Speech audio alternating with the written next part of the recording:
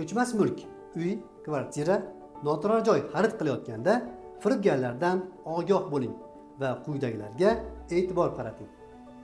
Oldindan pul bermang.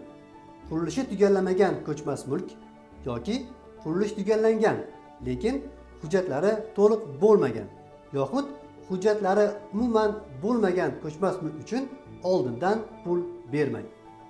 Agarda qurilish tugallamagan ko'chmas mulk uchun quruvchiga oldindan qisman pul bergan taqdiringizda quruvchi pudratchi tashkilot bilan notarial tartibda zakalat shartnomasi rasmiylashtiring. Sotuvchiga kelishilgan pulni faqatgina oldi sotdi shartnomasini imzolash arafasida notarius huzuriga kirishdan oldin topshiring. Tilxatga ishonmang. Ko'chmas mulk sotib olganligingiz haqidagi tilxat va o'zaro kelishilgan boshqa hujjatlar rasmiy hujjat hisoblanmaydi va bular bilan egalik huquqingiz isbotlanmaydi. Ko'chmas mulk taqiqda bo'lishi mumkin.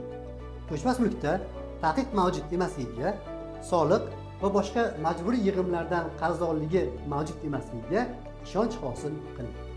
Ko'chmas mulk sotib olinganida albatta notarial tartibda oldi sotdi shartnomasi rasmiylashtirilishi kerak.